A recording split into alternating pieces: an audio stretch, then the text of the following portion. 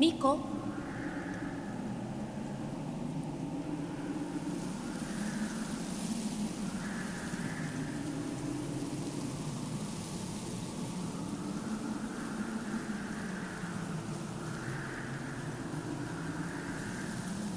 みこ、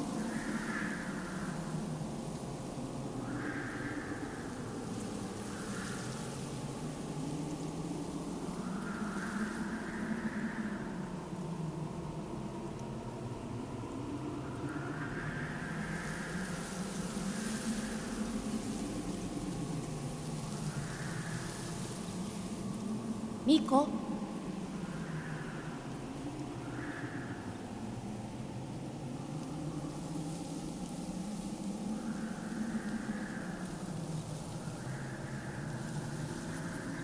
ねえ、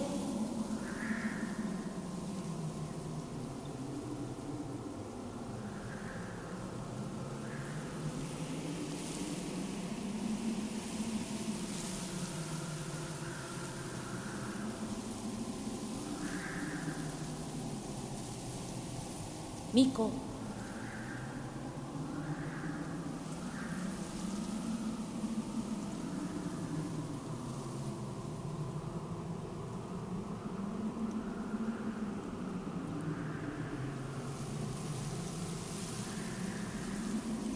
みこ、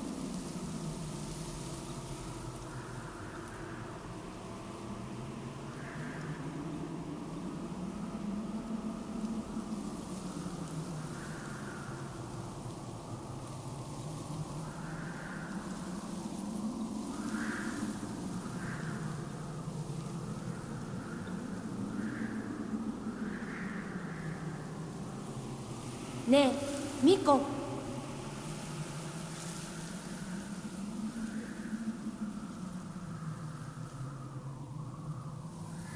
あれ、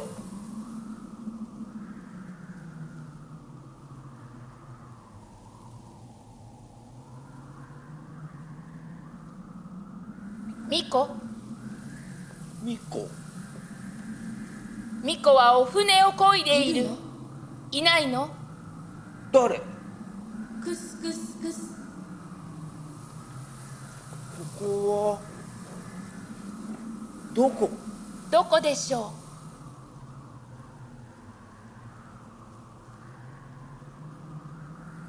波の音。う？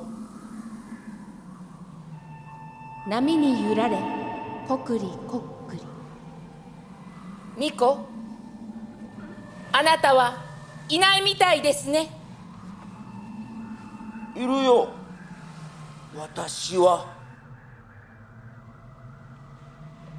シワだらけになってしまった。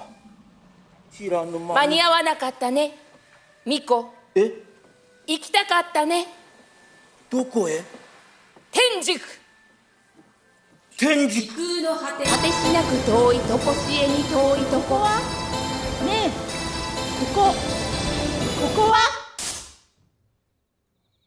あれ、ここは怖い夢でも見ていたの？みこ、みこ。怖い夢。良い夢たくさん見るといい。クスクスクス。